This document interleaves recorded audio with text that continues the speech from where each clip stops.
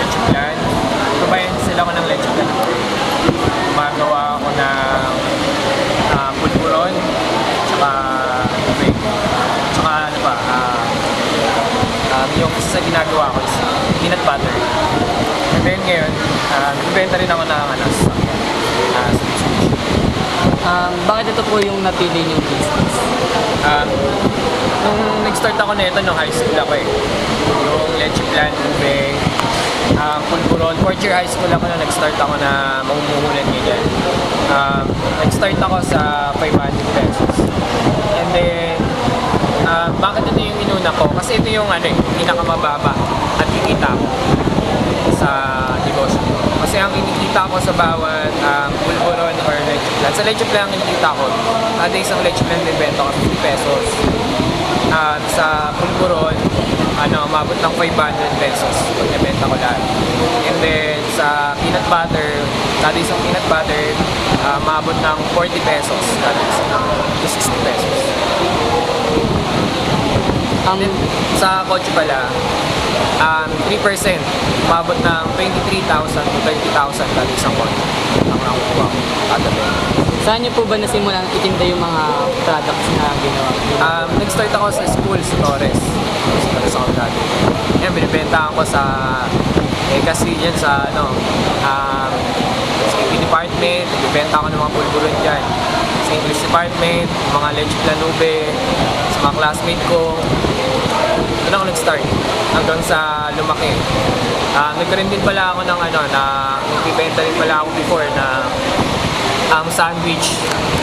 Yung sandwich boy din ako sa school, yun yung business ko. Ang kinikita ko dito, 250 pesos. Bakit niyo po pala naisipang magka-business tapos po, hindi po ba kayo natakot na baka hindi malugi kayo o hindi na naman tangkilitin ang iba? Yun isa sa una. Kapag businessman ka, para tayo nagsusugal. Pag nagsugal ka, parang hindi mo alam na kita ba to o hindi. Yun yung business. Kasi pag ang business ka, magpapaluwal ka ng pera na hindi mo alam, nababalik. Diba? Yung business. Kapag nag-business ka, sa una, nangangapa ka. Kaya kailangan kapag nag-business ka, meron kang diskarte.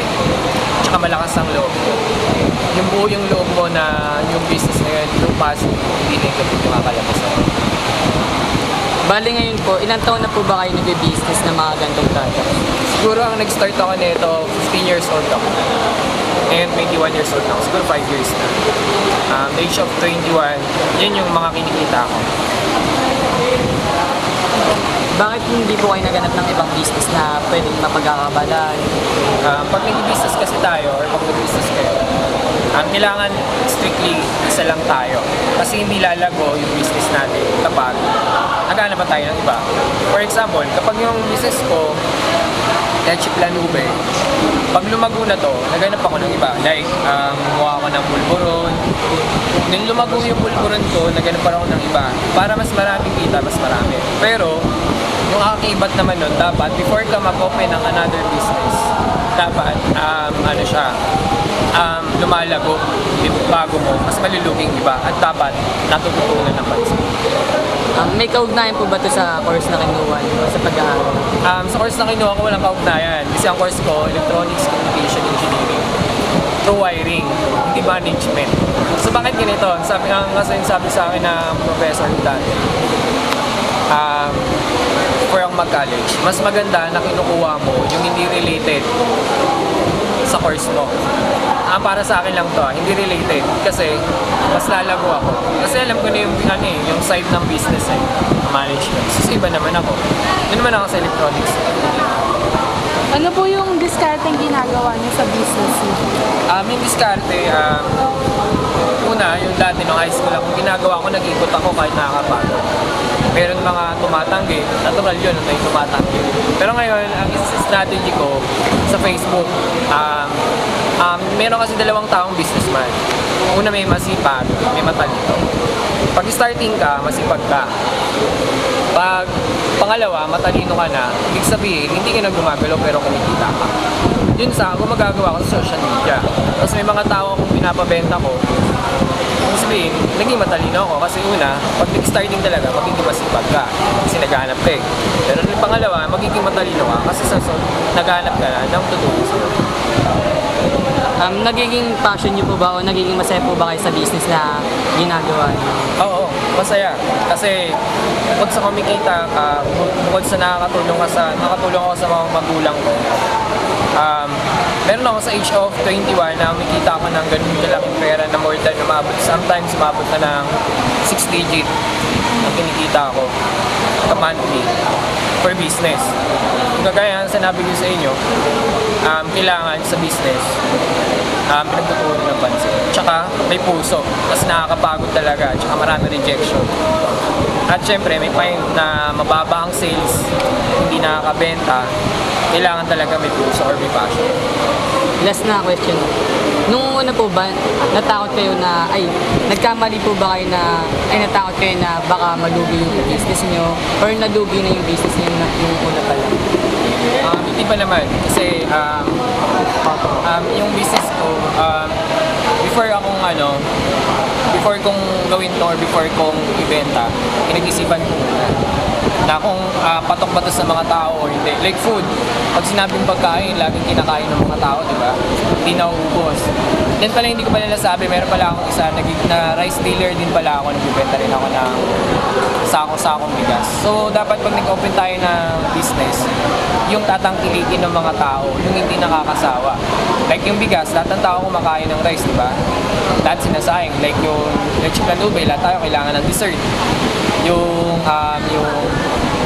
peanut butter, lahat tayo nag-almusal. Kailangan yung nahanap, yung mga favorite. So yung pulburon, panghimagas din.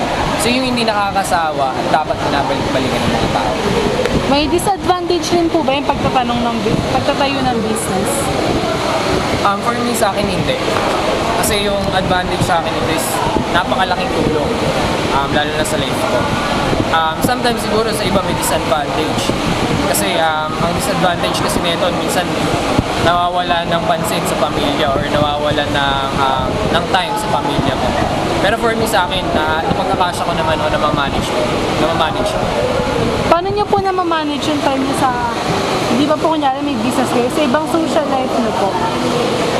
Sa akin, ngayon kasi nag-aaral din ako. Currently taking third year college ako sa PUP, BS Electronics Communication. Sa morning, nag-aaral ako hanggang 12 o'clock, 12 p.m. Andyan, tapos pupunta ako sa office, nagbibenta ako ng kotse. After lunch, nagbibenta ako ng kotse. And then, pag sa hapon, nagbi-business ako. Sa gabi, family. May time pa po ba kayo sa sarili niyo? Opo, meron. Kasi for me, at sa dami kong ginagawa, meron pa rin. Kasi, yung itsura ko ngayon. Wala sa itsura pa lang, di ba? So yun, ang kasi dito, pinaka-the best thing na magkaroon tayo. Bakit nagagawa ko lahat at nagkakaroon ako ng time sa sarili? Yun yung dahil kay Lord. Kasi start ako sa zero, but I am now, the age of 21, hindi sa pagmamayabang sa inyo. Ako mismo nakakatulong sa mama ko. Sila mismo binibigyan ko ng pera na dapat baliktad. At sa buhay ko, ako yung nagpapaaral sa sarili ko. Independent ako. And then, meron ako rin akong girlfriend na meron kaming time. Araw-araw, nagkita pa rin kami. Nakakapagturo ko ng Bible study. Nagturo ko ng Bible study sa church. Every Sunday. Although medyo mahirap, pero kaya. Sabi ko nga, makakaya mo lang kapag meron tayong word. Matatawag niyo na po bang successful yung sarili niyo sa kalagayan niyo ngayon? Tapos po ba, kontento na rin po ba kayo sa anong meron kayo?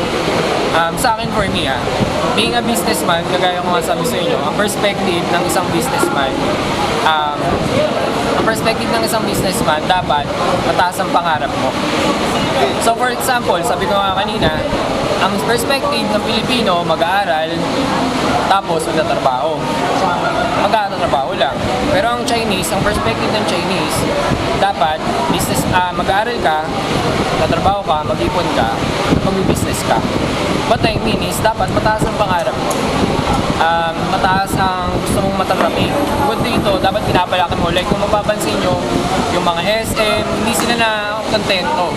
Bakit? Kasi mas hanggat merong taong nagtatangkilik ng product mo, or na binibenta ko, mas lumalaki. Like what I did ngayon, mas pinapalaki ko hanggat maraming tao, hanggat maraming gustong bumili, pinapalaki ko yung business ko. But I mean, hindi ako nakokontento. Sa meron ako. Kasi mas gusto ko pa na lumaki. And then sa tanong na successful, hindi pa. Kasi gusto ko pang mag-ipon, gusto ko pang magkaroon ng sarili kong bahay. Ngayon, I'm planning to buy my own car. Pero nag-ipon mo na ako kasi hindi pa ako, ibig sabihin hindi pa ako kontento sa mga meron ako. Ano po yung payong mabibigay niyo sa mga nagbabalak na mag-business para po magtagumpay sila? Kasi una, dapat meron kang lakas ng loob. At yung pinaka-importante pala, dapat meron kang earning. No? Kasi sabi ko nga, hindi tayo magiging successful pag wala ko. Maaaring maging mayaman ako, pero hindi ako makukontento. Kasi may kulang. Need to learn. Magiging successful lang ako for me and sa mga tao na nakakasama mo. You will be successful man kapag kasama mo learn. Pangalawa, yun nga, kapag malakas ang loob mo. Small time, nag-start ako sa 500 pesos. Ngayon, nagluluwal ako ng pera na umaabot minsan ng 15,000, 20,000 para lumago yung business ko. Pero bumabalik. But ang gusto ko iparating is dapat meron tayong lakas ng loob sa ginagawa natin. At dapat merong puso sa ginagawa natin kasi nakakapagod talaga. Tsaka puno ng rejection sa business.